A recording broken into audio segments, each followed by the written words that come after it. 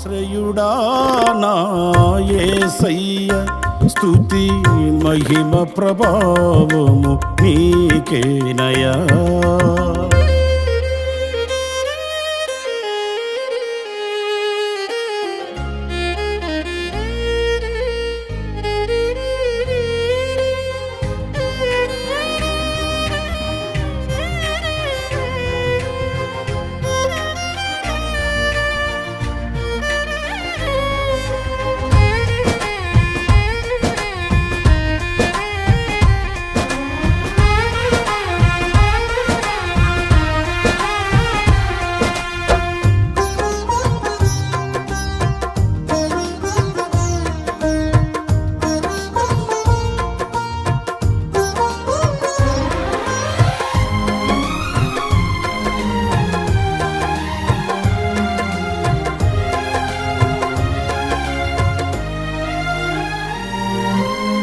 జీవిత దినములు అధికములగునని వాగ్దానము చేసి దీవించితివి.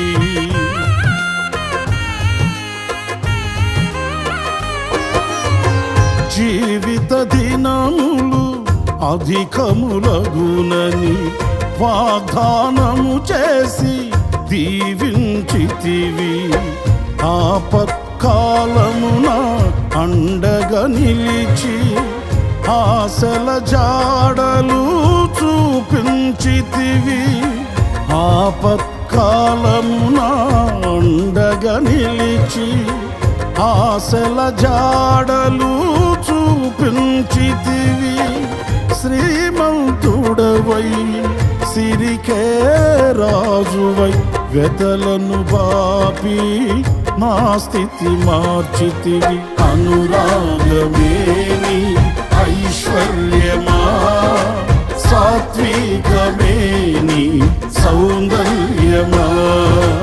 అనురాగమేని ఐశ్వర్యమా, సాత్వికమేని సౌందర్యమా. ఆశ్రయుడా నా యేసయ్య, స్తుతి మహిమ ప్రభావము నీకేనయా.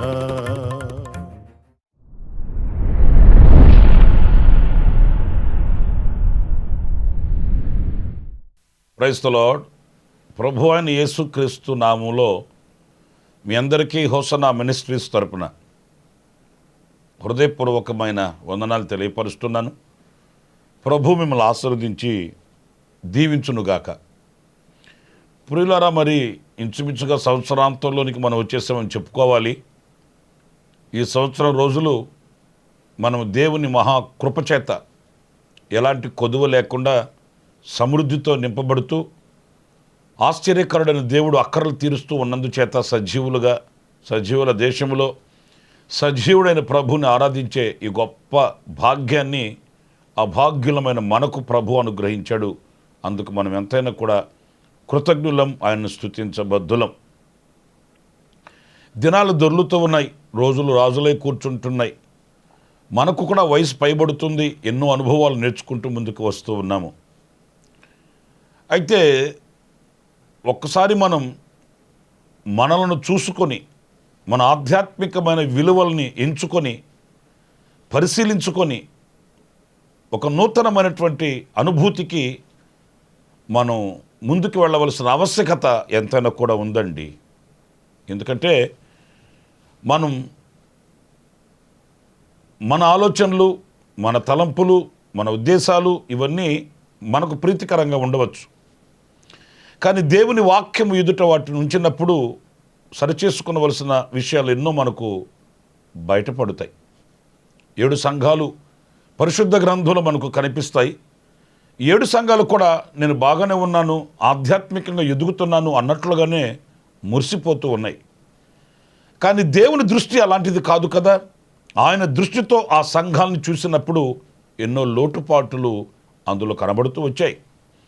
అలాగనే మన వ్యక్తిగత అనుభవాలలో కూడా నేను భక్తిగానే ఉన్నాను, సంతోషంగానే ఉన్నాను, సమృద్ధితోనే ఉన్నాను, ప్రభుని నేను స్తుతిస్తున్నాను అనే సంభరం మనకు ఉండవచ్చు.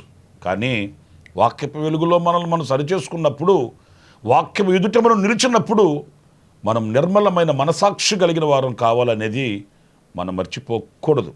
గనుక దినాలు దొర్లుతూ ఉన్నాయి గనుక మనం దేవుని యొక్క కనుదృష్టి ఎదుట మనం నిరపరాధులుగా ఉండుటకు మనం దేవుని వాక్యం యొద్దకు వస్తే ఈ పూట ధ్యానించుకొనుటకు ఒక చక్కటి విషయం. ఒకసారి యాకోబు ఫరో ఎదుట నిలిచాడు.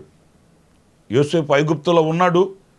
ఆ విషయం తెలుసుకొని యాకోబు కూడా మరి ఐగుప్తుకు వెళ్ళాడు. ఫరో ఎదుట నిలిచినప్పుడు ఫరో యాకోబును చక్కటి మాట అడిగాడండి. ఆ మాట ఆదికాండం 47వ అధ్యాయం 8-9 వాక్యాలలో మనం చదివినప్పుడు మనకు ఆ విషయం బయటపడుతుంది.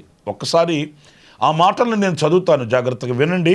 ఫరో, నీవు జీవించిన సంవత్సరములెన్ని అని యాకోబును అడిగినందుకు యాకోబు, నేను యాత్ర చేసిన సంవత్సరములు 130, నేను జీవించిన సంవత్సరములు కొంచెముగాను దుఃఖసహితమైనవిగా ఉన్నవి. అవి నా పితరులు యాత్ర చేసిన దినములలో వారు జీవించిన సంవత్సరములన్నీ కాలేదని ఫరోతో చెప్పి. ప్రియ సహోదరులారా, చూడండి వాక్యంలో ఇక్కడ ఫరో అడిగిన ప్రశ్నకి చాలా విశదీకరంగా విఫలంగా యాకోబు సమాధానం చెప్పాడు. నేను జీవించిన సంవత్సరములన్నీ, నేను యాత్ర చేసిన సంవత్సరములు ఇన్ని అని ఒక మంచి క్లారిటీ ఆయనకు ఉంది. నేను ఒక్క మాట ఈ వాక్యం దగ్గర నేను తలంచుకున్నాను. అదేంటంటే, తన దినములు తను లెక్కించుకొని నేను జీవించిన సంవత్సరములెన్ని, నేను యాత్ర చేసిన సంవత్సరములెన్ని అనే మంచి విశదీకరణ, మంచి విఫలమైన వివరణ ఆయన చెప్పగలడు. మరి అదే ప్రశ్న దేవుడు నన్ను అడిగితే నేను చెప్పగలనా అనే విమర్శ నాకు కలిగిందండి. ఎందుకంటే మనకు ఆ జ్ఞానం ఉండట్లేదు. నేను జీవించిన సంవత్సరములన్నీ, నేను యాత్ర చేసిన దినములన్నీ, నేను లోకానుసారంగా జీవించిన కాలం ఎంత, నేను ప్రభువులో నిలిచి వర్ధిల్లుతున్న దినములెన్ని అనే వివరణ మనకు ఉండట్లేదు.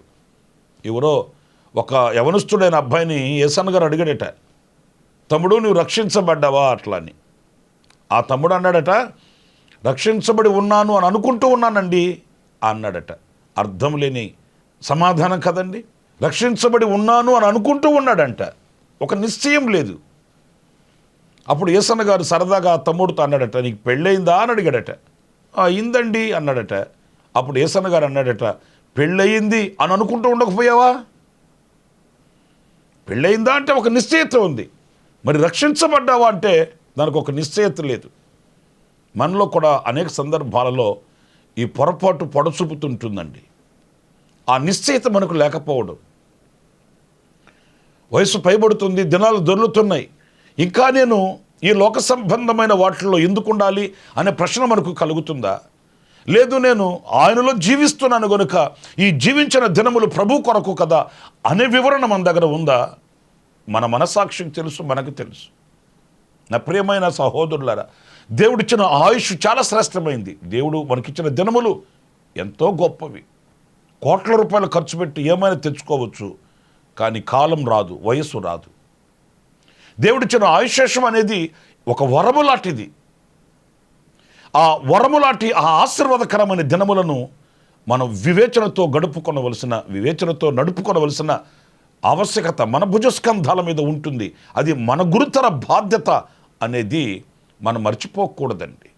ఏదో దినాలు గడుస్తున్నాయి, ఈరోజు గడిచిపోయింది, ఇన్ని సంవత్సరాలు గడిచిపోయాయి, ఇన్ని సంవత్సరాలు నేను లోకంలో జీవించాను అని కాకుండా నా దినములు నేను ఎలా గడుపుతున్నాను. చూడండి, పరిశుద్ధ గ్రంథంలో మనం చదువుతాము, మెతూషల మరి 969 సంవత్సరాలు బ్రతికాడట. మరి అతని ఆయుష్ ఎంత గొప్పదో చూడండి, ఎంత ఉన్నతమైనటువంటి ఆయుష్ను అనుభవించాడో చూడండి. మరి అంత ఉన్నతమైనటువంటి ఆయుషేషం, అంత శ్రేష్టమైన దినముల యొక్క లెక్క ఏమైంది? మానవులలో పాపం పరిపక్వమైపోయింది. లోకంతో స్నేహించి పాపపు ఒడిలో నిద్రపోతూ దేవునికి దూరమై, దేవుని కనుదృష్టికి మరుగై, ఈ రోజున దేవుని కృపకు అపాత్రుడై, అభాగ్యుడై ఆ శ్రేష్టమైన ఈవుల్ని పోగొట్టుకున్నాడు. నేను ఒక చిన్న మాట మీతో చెప్తాను. ఈ ఆదికాండం 5వ అధ్యాయం 27వ వాక్యంలో మెతుషల దినములు 969 సంవత్సరాలను మనం చదువుతాము. మరి అంతకాలం బ్రతికాడు. అదే ఆది కాండంలో 6వ అధ్యాయంలోనికి వస్తే ఒక ఆశ్చర్యమైన కార్యం మనం చూస్తామండి. చూడండి, ఆది కాండం 6వ అధ్యాయం మొదటి వాక్యాన్ని నేను చదువుతున్నాను. నరులు భూమి మీద విస్తరింపనారంభించిన తర్వాత కుమార్తెలు వారికి పుట్టినప్పుడు దేవుని కుమారులు నరుల కుమార్తెలు చక్కని వారిని చూచి వారందరిలో తమకు మనసు వచ్చిన స్త్రీలను వివాహం చేసుకొనిరి. 3వ వాక్యం చదువుతున్నానండి. అప్పుడు యెహోవా, నా ఆత్మ నరులతో ఎల్లప్పుడూ వాదించదు, వారు తమ అక్రమ విషయములో నరమాతురులై ఉన్నారు, అయినను వారి దినములు 120 ఏండ్లగునెను. ప్రియ సహోదరులారా, చూడండి, ఇక్కడ 669 సంవత్సరాల యొక్క ఆయుషం ఏది? ఈ 5వ అధ్యాయము 6వ అధ్యాయము ఈ మధ్యలో జరిగిన సన్నివేశం అండి. ఇది ఎంతో వేల సంవత్సరాలు ఏమి కాదు. ఈ 5వ అధ్యాయానికి 6వ అధ్యాయానికి రాయబడిన మాటల్లో మనం గమనించినప్పుడు 969 సంవత్సరాల ఆయుషేషం. ఈ 6వ అధ్యాయానికి వచ్చేసరికి 120 ఏండ్లాయను. ఎంత బాధాకరమైనటువంటి విషయమో మీరు చూడండి. ఈరోజు మానవుని హృదయం దేవునికి దూరమైంది. ఆ దేవునిలో నుంచి వచ్చే జీవం కరువైంది. మనం అనుకుంటాం మన బలము, మన శక్తి ఇవన్నీ కూడా మనం తీసుకునే ఆహారంలోనూ, మనం నివసించే ప్రాంతంలోనూ అని వేరే ఏదేదో తలంచుకుంటుంటాము. కానీ జీవాధిపతి అనే దేవునికి మనం దూరమైతే కలిగే ఆ క్షీణత ఎలా ఉంటుందో ఈ వాక్యాలు మనకు సుస్పష్టంగా తెలియపరుస్తున్నాయండి. జీవము కలిగిన దేవుని సన్నిధికి, దేవుని యొక్క కనుదృష్టికి, ఆయన కౌగిలికి మనం దూరమైతే మనం ఎంత జీవాన్ని పోగొట్టుకునే వారం అవుతున్నామనేది ఈ వాక్యంలో మనం గుర్తించవలసి వస్తుందండి.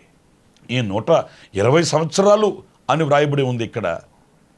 ఎందుకు అనంటే వాళ్ళు దేవునికి దూరమై వాళ్ళ ఇష్టాన్ని నెరవేర్చుకుంటూ సాగారట.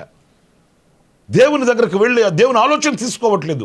వాళ్ళకి ఏది నచ్చితే, ఏది మెచ్చితే, ఏది కావాలనుకుంటే అవి చేసుకుంటూ దేవునికి బొత్తిగా దూరమైపోయారు. ఆయుషేషంలో కూడా వాళ్ళు తరిగిపోయారు. కానీ ఇంకా ఆశ్చర్యమైన సంగతి, మీరు కీర్తనల గ్రంథంలో 90వ కీర్తనలో మీరు చూస్తారండి, 10వ వాక్యంలో అక్కడ వ్రాయబడిన మాటలేంటి? మా ఆయుషేషము 70 సంవత్సరములు, అధిక బలమున్న ఎడల 80 సంవత్సరములగును. పిల్లరా, మరి ఆ 120 అయినా ఉందా అంటే అది కూడా కాదు. మోషే దినములలో మనం చదువుతాము, నరుని ఆయువు 70, అధికమైతే 80. ఇదిగో ఇవి జరుగుతున్న పరిస్థితులు. మరి మనకున్న ఈ ఆయుష్యంలో, మనకున్న ఈ కొద్ది దినములలో, మరి మోషే అన్న 70, 80 అన్నాడు. మరి ఈ దినానికి నా మట్టుకు నేను చెప్పాలంటే ఏ క్షణం ఎవరిది కాదు. ఈ క్షణం బ్రతుకున్నాము, బట్టగట్టాము, బైబిల్ పట్టాము అంటే దేవుని కృప. మరో క్షణం ఏం జరుగుతుందో మనకు తెలియదు. మోషే కాలంకి 70 అన్నాడు, మరి ఈ కాలానికి 70 అనుకొని మురిసిపోతే కాదు.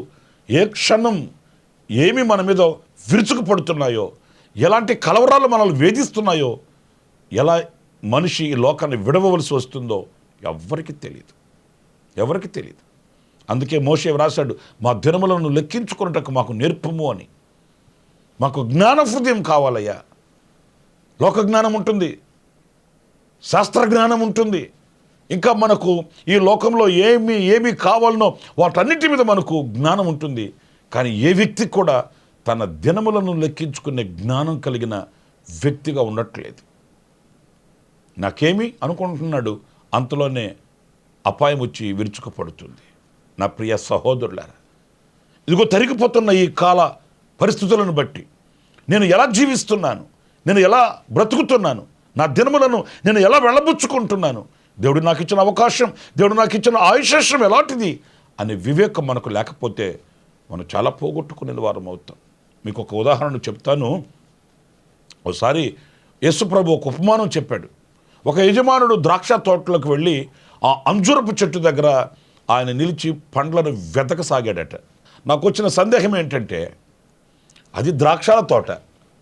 అసలు ద్రాక్షాల తోట అని పేరు ఎందుకు వస్తుంది? ఆ తోటలో ద్రాక్ష చెట్లు ఉన్నాయి కనుక ద్రాక్ష చెట్లున్న తోటని ద్రాక్ష తోట అంటారు. జామ చెట్లున్న తోటని జామ తోట అంటారు. మామిడి చెట్లున్న తోటని మామిడి తోట అంటారు. మరి ద్రాక్ష తోటలో అంజూరపు చెట్టు ఎందుకు వేసినట్టు? అది ద్రాక్షాల తోట కదా. దాంట్లో మళ్ళీ అంజూరపు చెట్టు వేయడం ఎందుకు? ఆ అంజూరపు చెట్టు దగ్గరికి వెళ్ళి ఆయన ఫలములను వెతకడం ఏంటి? అంటే ఇక్కడ దేవుని యొక్క ఉన్నతమైన ఉద్దేశం ఏంటి? ఈ ద్రాక్షాల తోటలో అంజూరపు చెట్టు వేశాడు అంటే ఈ ద్రాక్ష చెట్టు ఎలా అయితే ఫలిస్తుందో అలాగుననే అంజూరపు చెట్టు కూడా ఫలించాలి అని కదా దైవ సంకల్పం. ఒక మంచివానితో ఒక అతనిని జత చేశారంటే అర్థం ఏంటి? ఈ మంచివానిలా అతను కూడా మారాలనే కదా. ఒక సద్భక్తి కలిగిన వ్యక్తితో మరొకరిని జత చేస్తే అర్థం ఏంటి? ఇతను కూడా అతనిలాగా మార్పు చెందాలనే కదా. మరి ద్రాక్షాల తోటలో అంజూరపు చెట్టును వేసినప్పుడు ఈ అంజూరపు చెట్టుకి ఆ అవగాహన ఉండాలి కదా. ఈ సహవాసం ఎందుకు ఇచ్చాడు? ఈ స్థలంలో నన్ను ఎందుకు నాటాడు? ఇక్కడ నన్ను ఎందుకు ఉంచాడు? నా దేవుడు ఈ కృప నాకు ఎందుకు ఇచ్చాడు? నా దేవునికి నా ఎడలో ఉన్న ఉద్దేశం ఏంటి? ఇవన్నీ ఆలోచించవలసిన అనుభవాలండి. ఆయన ఫలములను వెతక వచ్చినప్పుడు ద్రాక్షాల తోటలోనే ఉంది. మన పరిభాషలో మాట్లాడుకోవాలంటే మంచి సంఘములోనే ఉంది. ఫలించే స్థలమే, ఫలించడి వ్యక్తులున్న సహవాసమే. కానీ ఈ అంజూరపు చెట్టుకి ఫలములు లేవు. ఆశ్చర్యం కలుగుతుందండి. ఫలించే ప్రజల మధ్యలో ఫలించకపోవడం, సారవంతమైన నేలలో ఉండి దీవించబడకపోవడం, ఉన్నతమైన ఉపదేశాన్ని వింటూ ఆచరించి అనుసరించి ఆశీర్వదించబడలేకపోవడం, ఇవన్నీ ఆలోచించవలసిన విషయాలండి.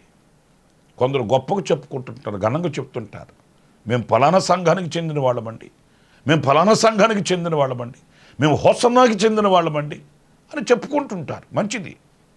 కానీ ఆ స్థలమందు నువ్వు ఎలా ఉన్నావు? ఆ స్థలమందు మనం ఎలా ఉన్నాము? సారవంతమైన నేలలో ఉన్నాము కాదనట్లేదు. ఉన్నతమైన సహవాసంలో మనం ఉన్నాము కాదనట్లేదు. ఎన్నో కృపలు, వరములు, ఫలములు కలిగిన ఆ స్థలమందు మనం నాటబడ్డాము కాదనట్లేదు. అయితే వ్యక్తిగతంగా మనం ఎలా ఉన్నాము? ఉన్నతమైన సహవాసంలో ఫలించడు వారిలా మనం ఫలిస్తున్నామా? సుగుణములు కలిగిన ప్రజల మధ్యలో సుగుణములను అలవర్చుకుంటున్నామా? లేక అక్కడ కూడా లోక సంబంధమైన కార్యకలాపాలని మనం వెంటాడుతూ వెంబడిస్తూ క్షీణించిపోతున్నామా? నేను అనకూడదు, కానీ కొంతమంది దేవుని సన్నిధికి వచ్చినా కూడా దేవుని సన్నిధిలో కూడా లోకానుసారమైనటువంటి ప్రవర్తననే వాళ్ళు కలిగి ఉంటారండి. ఇంకా కనుక వీలైతే వీళ్ళు లోకంలో ఉన్న రాజకీయాలు కూడా తీసుకొని వచ్చి సంఘంలో పెట్టేస్తారు. ఇది పవిత్రమైనది, ఇక్కడ పవిత్రంగా నేను ఎదగాలి అనే ఆలోచన వారికి ఉండదు. వాళ్ళు పవిత్రమైన స్థలంలో కూడా లోకానుసారమైన వాటిల్ని ప్రారంభించాలని, లోక సంబంధమైన వాటిల్ని ఎక్కడో కూడా మనము నెరవేర్చుకోవాలని ఆశ కలిగి ఉంటారండి.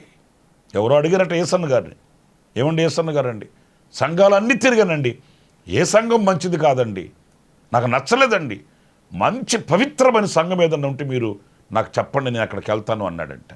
ఏసన్న గారు అన్నాడట, బ్రదర్ నాకు ఒక మంచి సంఘం, పవిత్రమైన సంఘం నాకు తెలుసు అట్లా అంటే అతను అన్నాడట, ఏసన్న గారు నాకు చెప్పండి, నేను వెళ్తాను అక్కడికి అంటే. అప్పుడు ఏసన్న గారు అన్నాడట, నీకు పొరపాటు నేను ఆ సంఘం పరిచయం చేయను, ఎందుకంటే నువ్వు వెళ్ళావంటే ఆ సంఘం కూడా పాడైపోద్ది.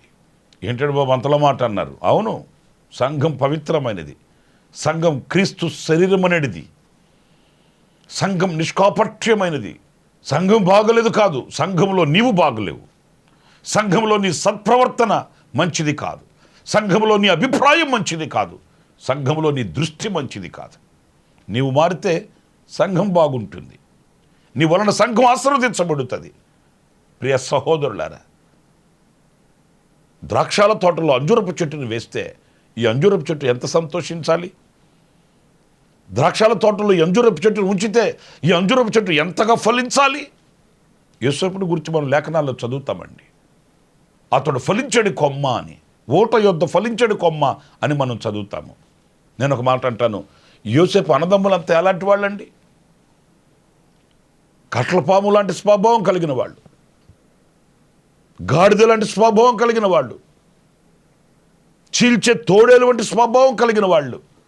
మరి అంతమంది మధ్యలో యోసేపు ఎలా ఫలించాడు? ఊట యొద్ద ఫలించాడు కొమ్మలాగా ఎలాగ అభివృద్ధి చెందాడు? మనం ఆలోచించాలి, మనం అలాగా ఫలించాలి, అభివృద్ధి చెందాలి. దేవుడు మనకిచ్చిన ఆ కాలాన్ని గుర్తించాలి.